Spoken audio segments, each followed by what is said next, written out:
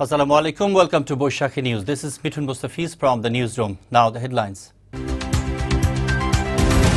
3 new faces in cabinet to become full minister. Oath-taking ceremony at Bangabhavan.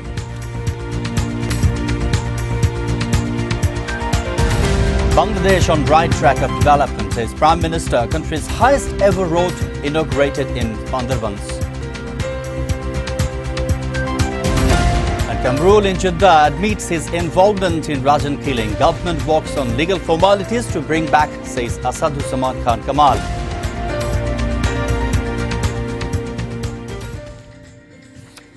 And now in detail.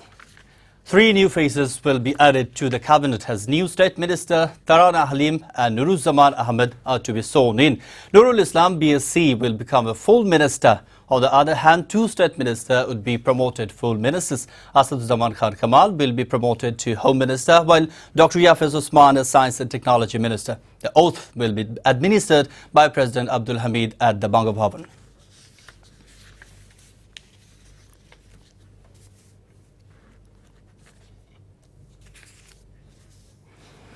Prime Minister Sheikh Hasina has said the country continues to walk on the path of development, inaugurating a number of development projects through video conference from Bangabhavan. Hasina claimed that Bangladesh turned into a lower middle income country because of timely implementation of various projects.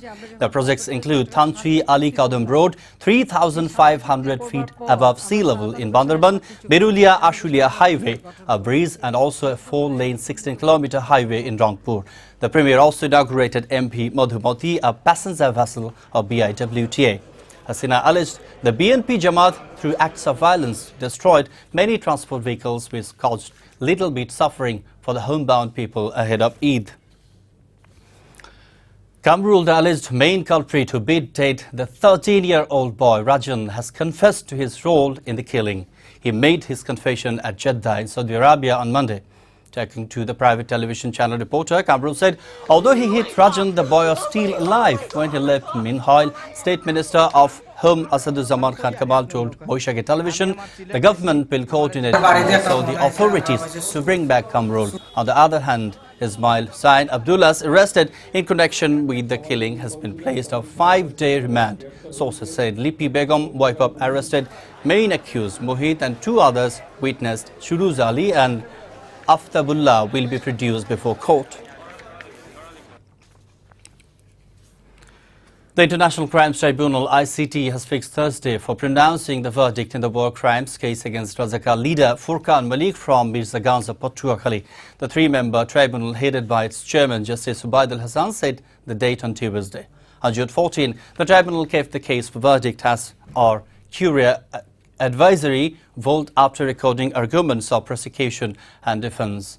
The 63-year-old Rajaka commander is facing 5 charges of crimes against humanity he had committed during the 1971 Liberation War in Mirzaganj Upazila.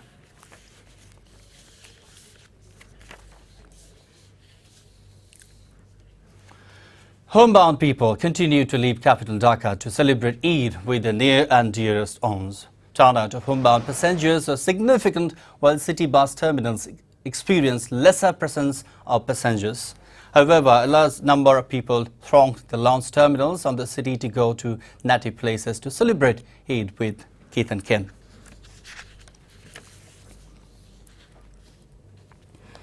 Nine people were killed and 8 injured in separate road crashes in Shirazganj and Maniganj today ahead of homebound season of Eid. In Shirazganj's Ullapara Upazila, 5 persons died and 1 other injured after a bus rammed a CNG-driven auto rickshaw head-on around 9:30 am. On the other hand, in Maniganj, Shadur, 4 people died and 7 others were injured after a bus collided with a pickup van coming in from and the opposite direction in BSIC industrial area in midnight last night.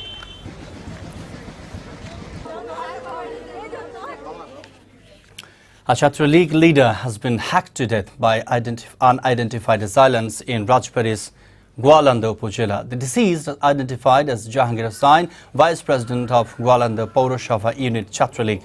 Locals said 7 to 8 armed miscreants attacked Jahangir around 10 p.m. last night and hacked him, leaving him critically injured. Jahangir was rushed to Faridpur Medical College Hospital, where on-duty doctors declared him dead. Police detained on regarding this incident.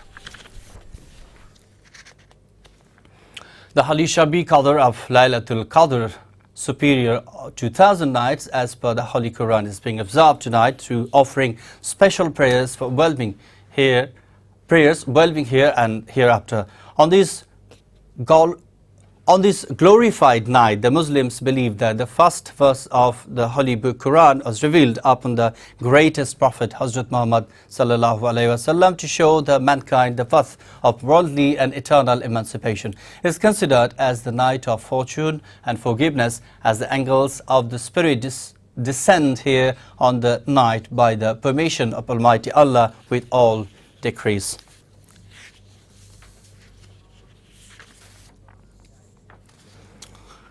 Now news from abroad. A deal on limiting Iran's nuclear program in return for the lifting of sanctions has been reached.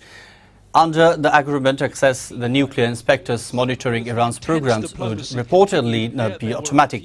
The European Union also announced a final plenary meeting followed by a news conference. The deal was finally reached after 6 world powers, including the US, Russia, the UK, negotiated with Iran for several years.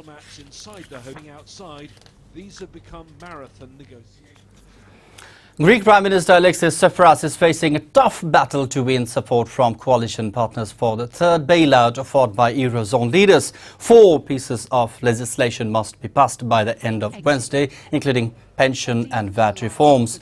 But Defence Minister Panos Kemonos, as junior coalition partner, has already said he will not support the measures. If the deal fails, Greece's banks face collapse and the country could then be forced to leave the euro. Categorical, but none of so the European leaders drive away into the grey light of morning. Most of them. Now sports, and the Tigers will take on South Africa in the third last of the 3 ODI series on Wednesday after losing to Proteas in the first match. Bangladesh balanced the series in the second match with the amazing performance of its bowlers.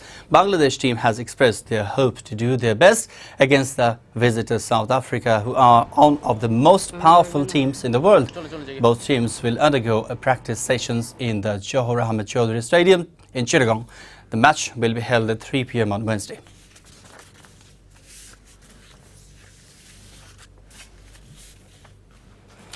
Well, that's all for now, before ending the headlines once again.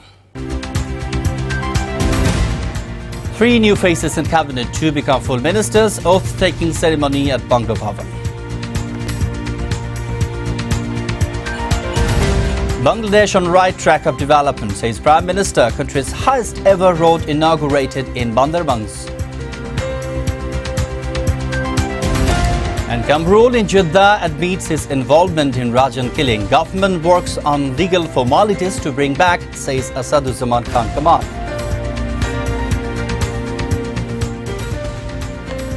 Our next bulletin will be at 7 p.m. in Bangla. Thanks for staying.